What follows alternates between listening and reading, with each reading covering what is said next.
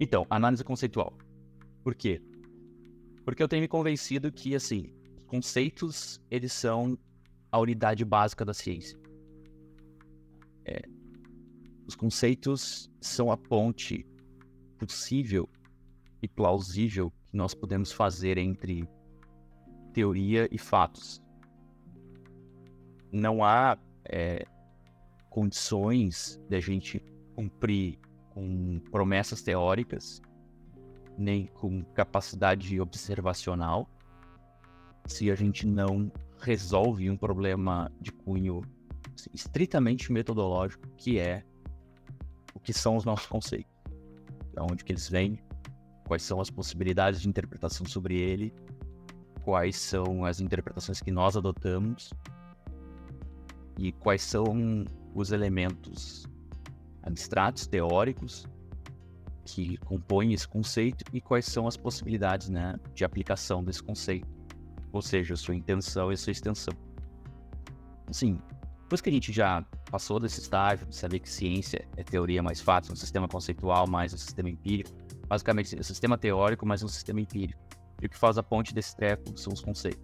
Isso já era meio óbvio, né, desde de todos os estudos metodológicos, mas eu tenho me convencido também que os conceitos eles são capazes de orientar a nossa epistemologia, né, e a nossa metateoria. Então, eles são capazes também de fazer com que a gente use teorias de forma mais adequada, que a gente comece a ler teorias a partir da forma como elas se posicionam em relação aos conceitos. Então, na minha perspectiva, os conceitos conseguem fazer a ponte fundamental da ciência. É um elemento, é uma unidade básica, um denominador comum de todos os níveis, né, de preocupação da ciência, que vai desde a epistemologia, que é como podemos conhecer, né, podemos acessar o conhecimento do mundo,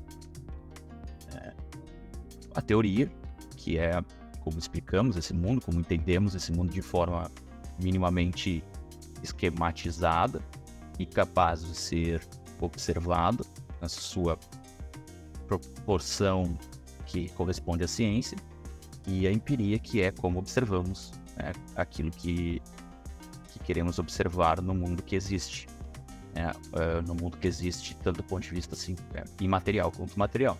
E o conceito ele também vai para um âmbito ainda mais fundo, que é o âmbito da ontologia, que é o ser para a gente, né, que é a existência para a gente, que é essência e existência, respeito, né, a depender da nossa visão filosófica sobre precedência da existência e essência do mundo, né, ou com a constituição, coisas. Então, assim, os conceitos também estão lá, eles estão na filosofia e chegam na ciência para estruturar a ciência de forma que ela se distingue, né, da filosofia.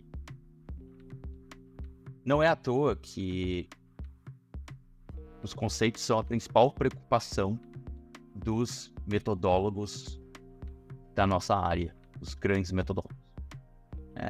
Os metodólogos, sobretudo, dessa ciência das relações tracionais, que tem uma vertente hipotético-dedutiva. Ela se preocupa com quais dos conceitos que estão sendo avaliados na formulação teórica que possam ser testados, e, portanto, ela faz a ponte entre teoria e empiria com conceitos. Mais do que isso, são vertentes metodológicas que se propõem ao processamento qualitativo de fenômenos, ou seja, os conceitos que são adotados nessa vertente da ciência política qualitativa são conceitos complexos, mas há uma certa postura otimista em relação à possibilidade de nós operacionalizarmos esses conceitos de maneira a instrumentalizar o mundo que eventualmente existe lá fora, com conceitos que são aproximados, não são efetivamente iguais ao mundo que está lá fora, mas ele se aproxima de uma maneira que a gente consiga fazer uma certa abstração em relação ao mundo que está lá fora de maneira aproximada. E aí vocês têm os tipos ideais, vocês têm a noção de conjuntos teóricos, operacionalização de conceitos, né, de característica complexa, E a gente poderia chamar, né, essa vertente, né, existe um nome meio genérico, né, que é o método comparativo qualitativo, ou método histórico comparado. Tem várias formas de chamar essa vertente, ou suas ramificações também, mas é basicamente uma perspectiva de método comparado com processamento qualitativo dos dados, dos fenômenos que a gente observa no mundo. E aí a gente vai discutir, né, como que essa corrente também ela se relaciona com as outras correntes que veem análise conceitual de maneira um pouco distinta. Mas essa corrente é um pouco daquilo que o texto do colega do Felix Berenskütter, não faço ideia se assim a pronúncia, mas chutando aqui, né, lida como uma abordagem científica. Então, você tem outras abordagens sobre os conceitos.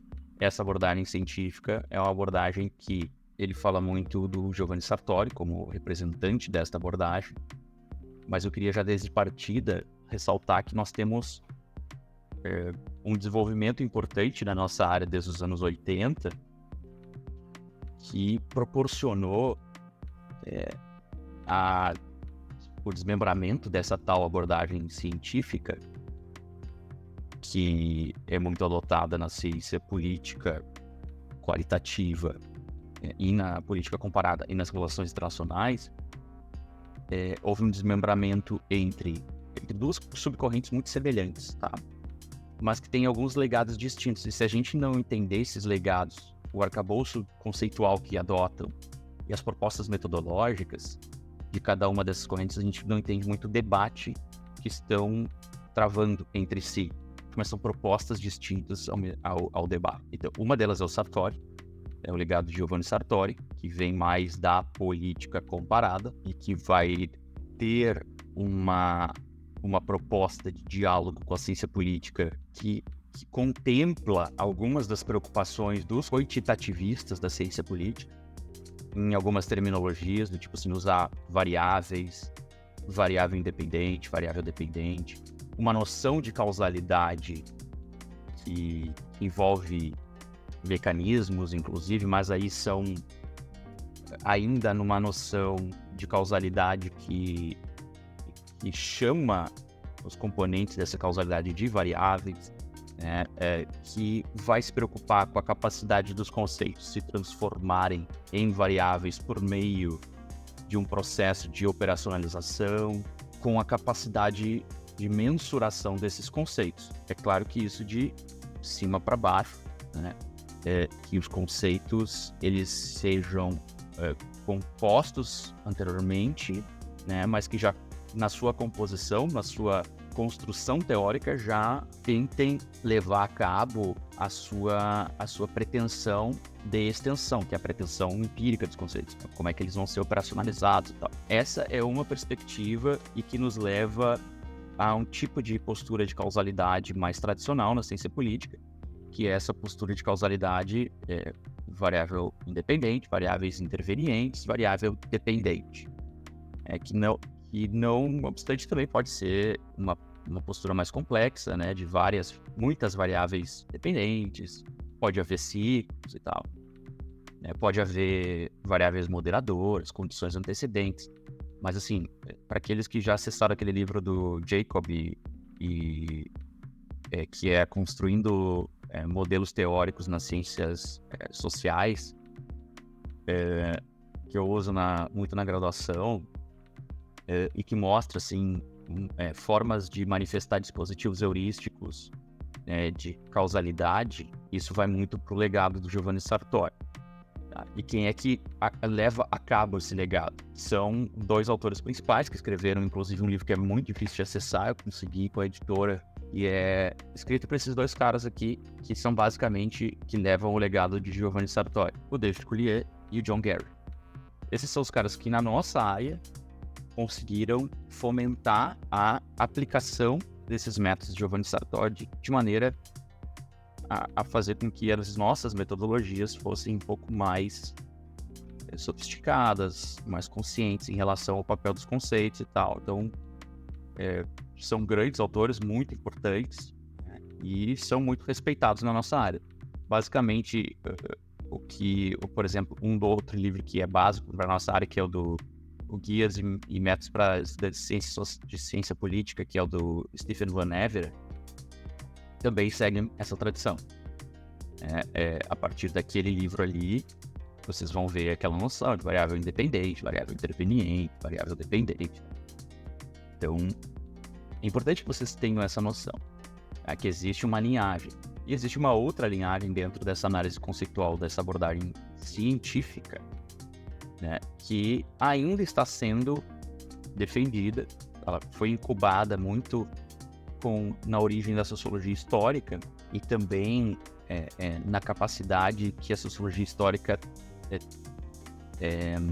pensou, né, ou propôs em relação à ideia de mecanismos causais, de que mecanismos não seriam variáveis e que é difícil você trazer, que existe uma certa diferenciação entre o processamento qualitativo e o processamento quantitativo na ciência, que implica não só formas de processamento, mas também a noção que a gente vai ter de causalidade. E quando você lida com fenômenos mais complexos, fenômenos qualitativos mais complexos, a proposição de causalidade tal qual, né, aquela que a gente via lá nas ciências quantitativas e que foi trazida pelo Giovanni Sartori, né, adaptada, né, ao ambiente dos qualitativos, ela não seria tão adequada, ou seja, aquela noção de causalidade de causas, efeitos, ou muitas causas, muitos efeitos, e variáveis que vão ser capazes de medir esses conceitos, transformá-los, né, em unidades empíricas. Tá? Então, esses caras, eles estão pensando de uma forma um pouco diferente. Eles estão pensando aí com base no que um outro metodólogo, que vem da área de ciências sociais, mas também ele tem uma importância para ciências econômicas, tem importância para a sociologia, obviamente, mas também para a área da administração, para outras tantas áreas, e até áreas da engenharia. Então o cara vai ter um impacto muito importante, e ele está pensando numa outra vertente matemática, que não é essa vertente matemática da lógica de causa e efeito aristotélica, mas um tipo de matemática que é a matemática booleana, que é a matemática dos conjuntos. Então, que é a álgebra dos conjuntos. Então, o que esse cara está pensando? Ele está pensando que seria mais adequado a gente observar não necessariamente causas e efeitos em processos, né, sociais, mas em componentes desses processos que podem ser, ou seja, componentes desses fenômenos que a gente pode traduzir em conceitos, e componentes que vão ser fundamentais para a gente entender a ocorrência desses fenômenos.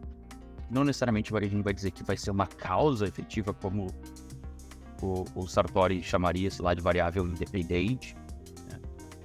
Mas eles vão ser condições, tá? Vão ser condições de ocorrência desses fenômenos, e essas condições vão...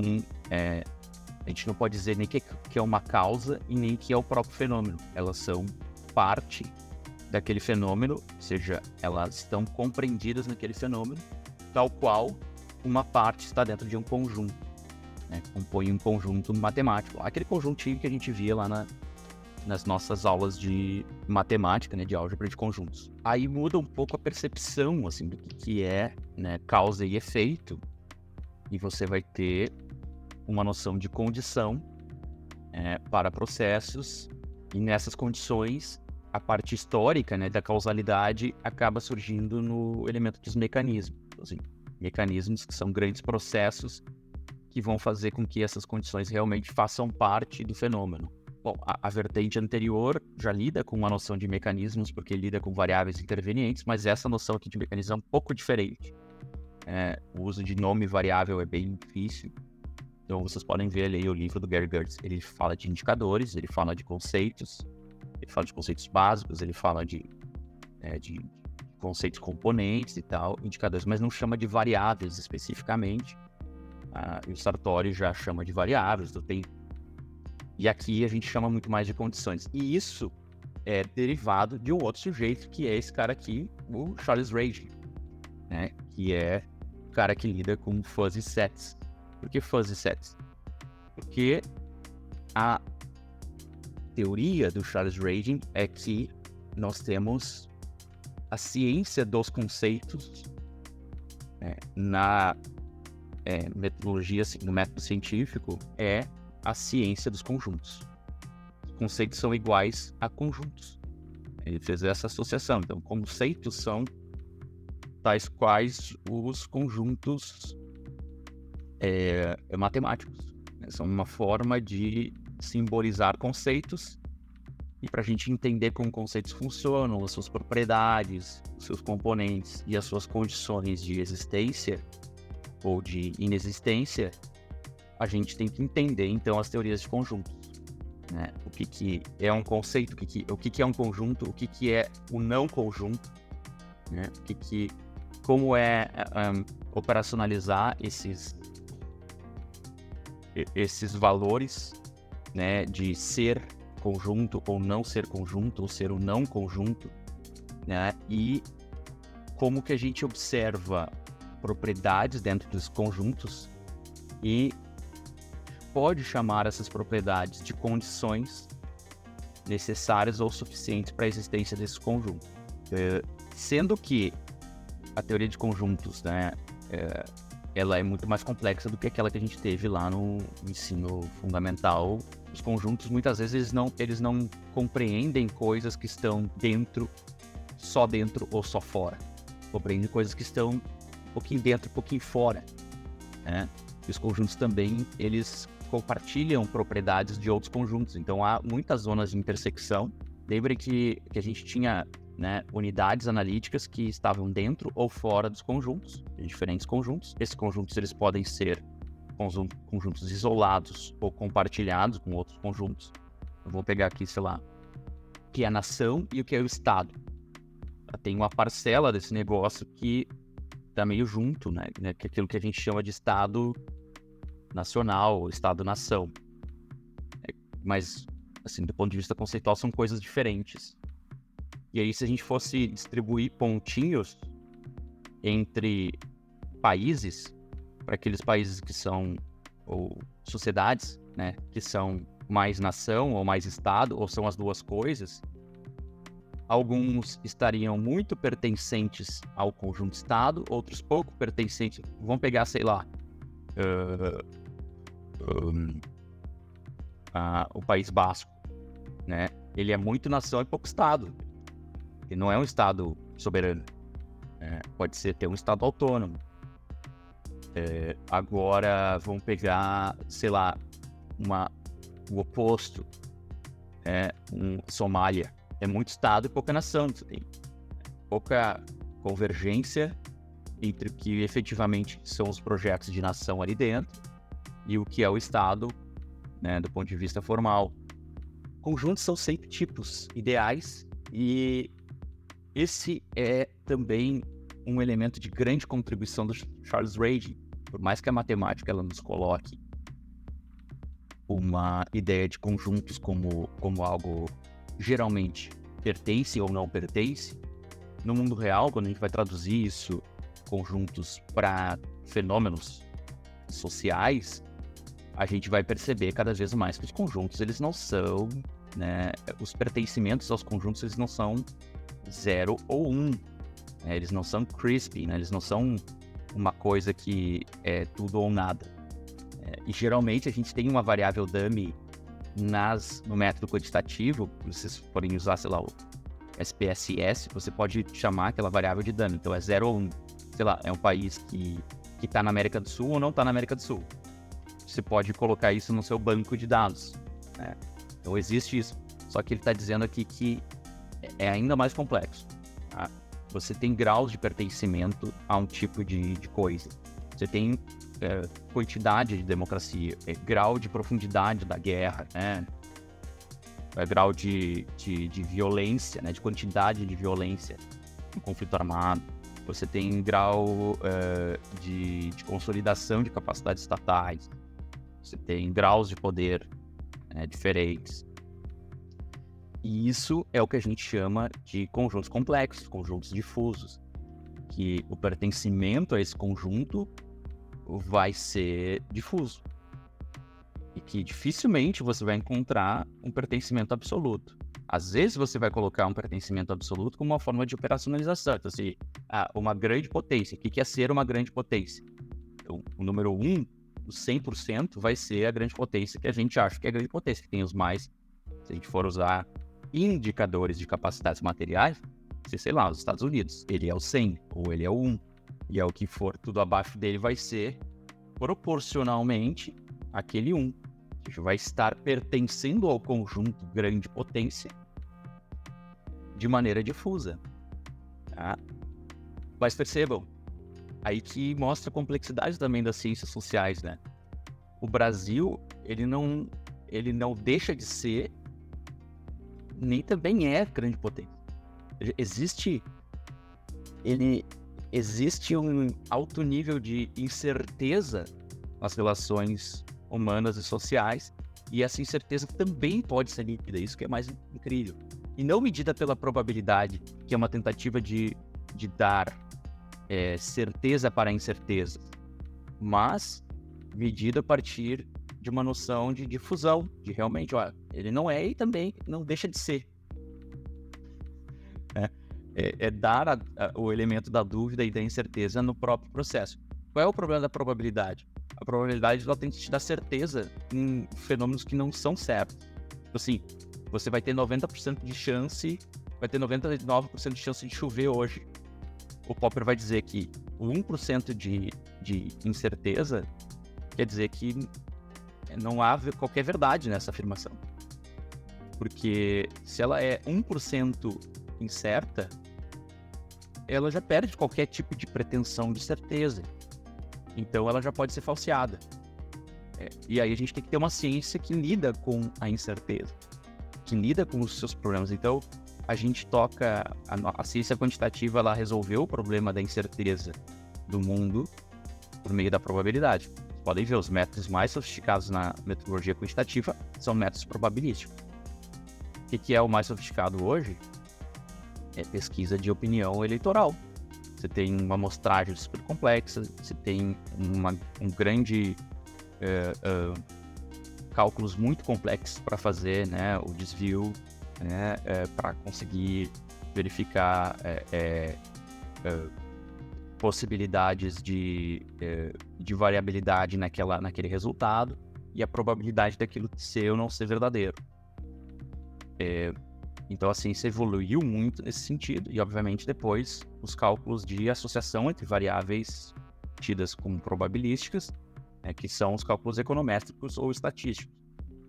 Só que, se a gente for ver, não tira a sua incerteza, seu caráter, né, de impossível manipulação. Não é à toa que as pesquisas eleitorais elas têm grande dificuldade de serem concretizadas devido às dificuldades que o próprio método probabilístico tem de ler o mundo de uma maneira concreta, porque o mundo, né, ele basicamente ele não é necessariamente aquilo que a gente está observando. Então, assim, são formas diferentes de dar respostas para o problema da incerteza. E o Charles Reagan dá essa resposta tentando traduzir essa incerteza, mostrar que não tem 90%. Você tem graus de pertencimento e que daí, nesses graus de pertencimento, você tem não uma probabilidade, mas uma possibilidade de aquilo ser uma condição que precisa ocorrer para que o resultado ocorra, ou que precisa, ou que suficientemente estando presente o resultado ocorrerá. Então é aí que vai toda a literatura sobre sobre condições, né? Condições suficientes, necessárias, condições sinus, condições swing e mecanismos de causalidade que são um pouco diferentes daquelas cadeias de causalidade lá do método Sartori. E os caras que tocam isso para frente, até como algum tipo de influência de autores da sociologia histórica, como o próprio Charles Tilly, que vai lidar com a noção de mecanismos e tal, o James Mahoney e o Gary Gertz. E esses caras, eles têm tentado, né, de maneira um pouco mais... Eles são um pouco mais isolados no debate, porque a aceitação do Sartori é muito maior.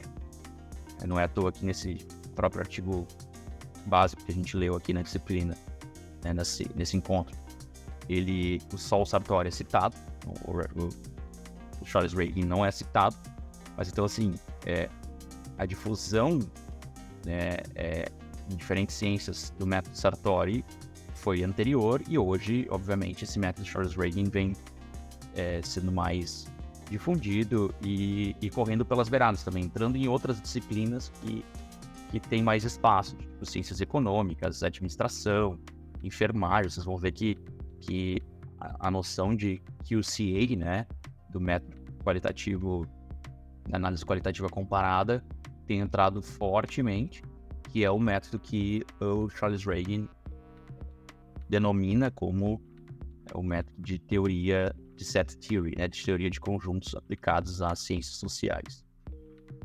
Por que é importante vocês saberem disso? Porque há um debate importante dentro da nossa área entre esses grupos, e também há uma certa não aceitação de parte a parte. Às vezes eles ressaltam mais as diferenças do que as semelhanças, mas aqui a gente pode também ressaltar as semelhanças, e eu acho que é importante a gente aceitar e encorajar o encaminhamento das nossas metodologias por qualquer uma das orientações, tá? Sendo que ambas são complementares no meu ponto de vista e dão nomes às vezes diferentes para coisas semelhantes, tá? Mas, assim, se vocês forem ver, tem um texto, inclusive, que o próprio Sartori escreveu, quando o James Mahoney diz que a leitura do Giovanni Sartori poderia ser considerada uma leitura de Set Theory. Ele escreve, né, na revista da APSA, que é American Political Science Association, dizendo não atribua a ele, né, a ideia de Set Theory, porque ele não usa Set Theory, usa uma teoria que vem de uma perspectiva mais ontológica sobre conceitos e tal, e que não necessariamente está vinculada a Set Theory. Então é um pouco isso, tá? A gente pode aprofundar muito mais isso, e é um caminho aí para pesquisas, mas essas duas visões vão para alguns caminhos distintos, né, no que diz respeito à forma, muito mais. E a própria noção de causalidade, porque em Giovanni Sartori você tem uma causalidade mais linear, tradicional, e no Charles Reagan você tem uma causalidade mais componente, que é a causalidade de condições, né? Condição para existir tal coisa, que não quer dizer que é a causa de tal coisa, tá? Que é uma causa objetiva ou uma causa permissiva de tal coisa. Então, na visão do Giovanni Sartori, você pode até distinguir entre o que é uma causa permissiva, uma causa objetiva. Na visão do Charles Reagan, não, são condições necessárias, suficientes, são conjuntos que vão produzir esses componentes, tá? As formas de apresentar os dispositivos heurísticos são distintas. Você vai ter um dispositivo heurístico muito mais apropriado a cadeias causais no Giovanni Sartori, no Reagan mais difícil organizar cadeias causais. Então, quando a gente vai colocar até para o método de Process Tracing, é um desafio. E aí o James Mahoney vem organizando isso, tentando mostrar para a gente como que é possível a Set Theory também representar Process Tracing, mas ainda não conseguimos dar conta disso de uma maneira adequada. A gente tem alguns chutes nessa área, né? Mas o que foi geralmente adotado como uma forma de representação mais tradicional, tanto de causalidade síncrona, quanto causalidade... Síncrona nunca né? Mas uma causalidade histórica de curto prazo, porque a causa e efeito sempre vai ter tempo, né? Sempre vai ter que ter variação de tempo. Não existe uma causa que vai ocorrer depois do efeito, a não ser que o sistema de causalidade seja cíclico. Mas tem que ter uma certa variação temporal para você conseguir observar o que veio antes, o que veio depois, o que é causa e efeito, e se existe ou não essa circularidade. Agora, então sempre foi tradicionalmente utilizada essa noção de temporalidade, e isso sempre foi colocado nas representações de Process Tracing.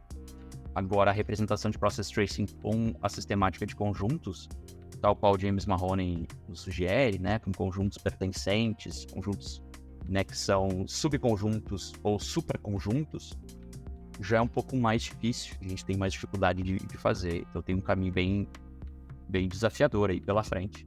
Mas para mim foi importante entender que esses dois grupos não só são dois grupos de disputa contemporânea, né, de grupos de pesquisa em universidades, mas eles representam uma origem de método conceitual, de análise conceitual um pouco distinta dentro dessa abordagem científica da análise conceitual. E que tem os pais fundadores distintos. Um é o Giovanni Sartori e o outro é o Charles Rayleigh, tá? E seus diferentes associados aí.